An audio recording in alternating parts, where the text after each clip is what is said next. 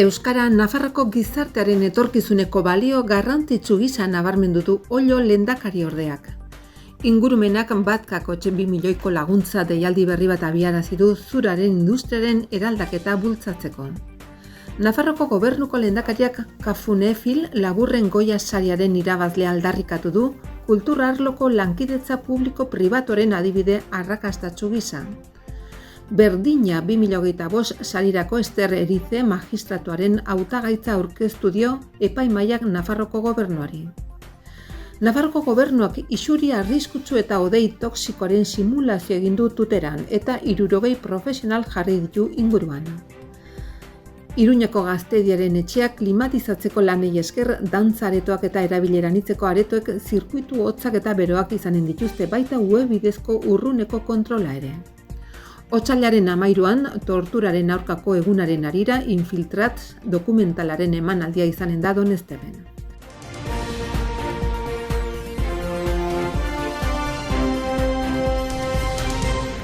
Nafarroko gobernuko bigarren lehendakariorde eta memoria eta bizikidetzako kanpo ekintzako eta euskerako kontseilaria Ana Ollok, haurren artean euskeraren ikaskuntza sustatzeko kanpaina aurkeztu du. Gizarte anitz batean seme-alaba adingabeak dituzten familiei zuzenduta.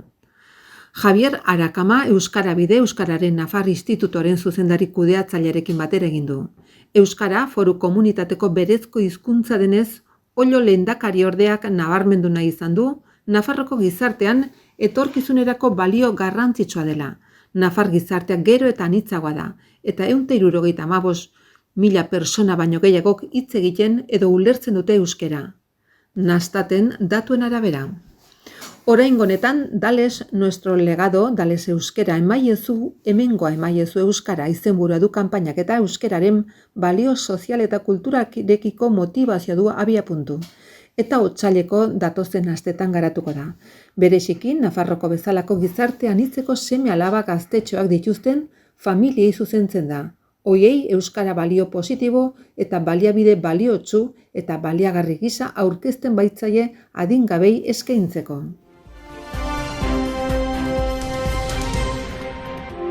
Landagarapen eta ingurumen departamentuak batkakotxe 2 milioi euroko laguntza deialdi berri bat jarri du abian. Baso enpresa tradizionalen eraldaketa bultzatzeko eta zuraren merkatu emergenteetan balio erantzi handiko azken produktua fabrikatzeko inbertsioak egin ahal izateko.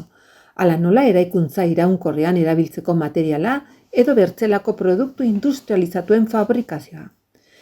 Egurraren merkatu aukera handiak eskaintzen ari da eta landa eremuetako gure baso enpresa txikiei lagundu behar diegu hoiek aprobetxatzeko adierazi du Jose Maria Ierdi kontseilariak, neurri horren iragarkian. Neurri hori, astelehenean 17 argitaratuko da Nafarroko aldizkari ofizialean. Nafarroko lehendakariak Kafune Goya saria irabazi duen film laburra aldarrikatu du astelehenean. Nafarroko gobernuak ikus-entzunezkoen sektoreari duela 10 hamarkada bat baino gehiagotik ematen dion laguntzaren adibide gisa. Eta lankidetza publiko-pribatua kalitate handiko eta enplegua sortzen duen ikus-entzunezko industria finkatzen laguntzen ari dela erakusteko. Kafune lanak fikziozko film labur honenaren 2025ko Goya saria jaso duenak bortxazko migrazioz eta indarkeriatik, pobreziatik edo krisi klimatikotik iesi beren jatorrizko herrialdeak uztera behartuta dauden personek jasotzen duten tratuaz hitz egiten du. Nafarroko gobernuak diruz lagundutako obra da eta Kultur Ministeritzaren, Nafarroko Kutxa Fundazioaren, La Caixa Fundazioaren eta Amnistia Internazionalaren laguntza jaso du. Nafarroko gobernuko lehendakariak pozik agertu da, Nafarroak arrakasta horretan lagundu diolako film laburra sortu duen taldeari eta hori Nafarroko markaren parte ere bada. Nabarmendu du gainera, erabateko gaurkotasuna duen gai bat jorratzen duela zintak. Giza ikuspegi batetik eta mezu bat helarazi du. Portaera individualetik kolektiboak izan daitezken arazoak konpon daitezkela. Esnaola kontseilariak bere aldetik taldea zoriondu du, benetako istorio bat 7 minututan gaitzesteagatik animazio zoragarriarekin eta beste nafar baten Mikel Salasen musika bikainarekin tratatua.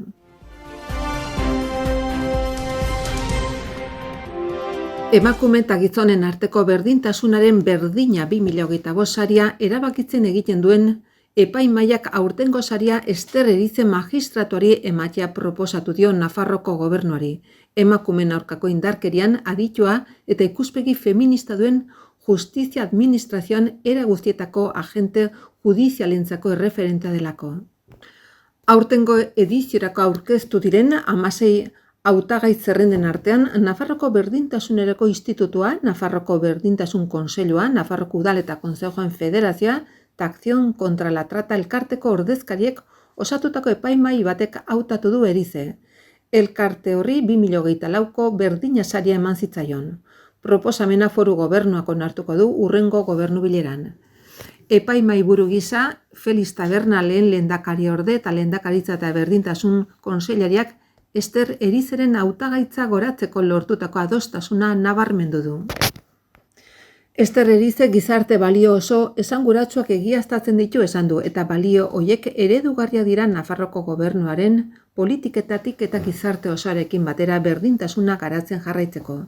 Beraz, zoriontzeko batez ere, Nafarroan berdintasunaren alde lanean jarraitzeko unea da nabarmendu du lehendakariordeak.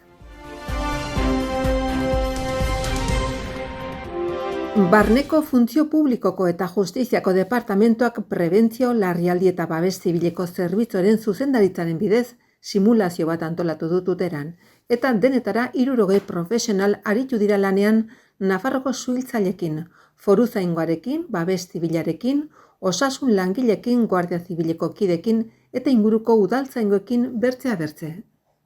Zehazki istripu bat simulatu da sustantzia arriskutsuren isuria eta hodei toxiko sortu duen enpresa batean. 4 langile zauritu dira, 2 larri eta 2 ezain larri. Simulakroan Amparo López herrizaingo Funtzio Publiko eta Justizia Kontseilaria izan da eta egoera hoien prebentzioan eta larrialdian bertan sailak egiten duen lan handia azpimarratu du. Horrelako egoerei arreta ematen dieten zerbitzuen eta administrazioen lankidetza eta lankidetzaren garrantzia azpimarratuz.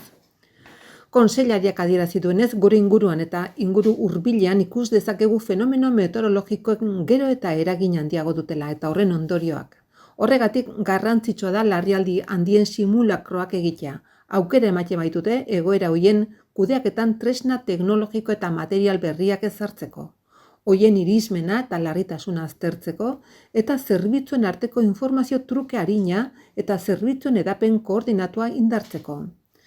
Era berean kontseilariak adierazi du, lanean ari direla autobabesaren kultura indartzeko horrelako ekitaldiekiko erresilientzia handiago duen gizarte batean lan eginez.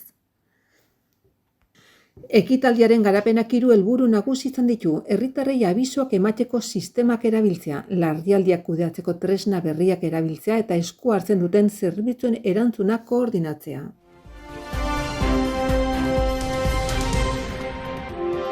Maiatzetik aintzinera Gaztediaren etxeko dantza aretoek eta erabilera anitzeko aretoek klimatizazio sistema berria izanen dute, zirkuitu hotzak eta beroak izanen dituzte, baita urruneko kontrola ere, web zerbitzari baten bidez. Lanak otsailaren 13an hasi zituzten eta udalaren lehendakaritza batzordea izan da bertan. Iruñeko udalak 83.246 euro inbertitu ditu lanetan.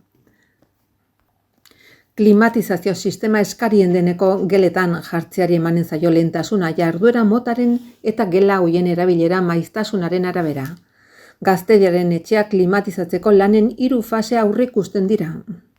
Azken datuen arabera, 2024an 63.654 erabiltzaileek eman zuten izena Gaztediaren etxean, 6.137 erabiltzaile hilean batez beste. Iaz 524 jarduera antolatu zituzten Gaztediaren etxean. Lapaitza Malerrekako eta Bertizeranako gazte asanbladak antolatuta Infiltrats dokumentala emanen dute Donesteben Hortzegunean, otsailaren 13an. Ospatzen den torturaren aurkako egunaren harira antolatu da emanaldia. 7:30 izanen da eta hasiera zineman izanen zela jakinarazi zuten arren, azkenean Donestebeko herriko ostatuan izanen da.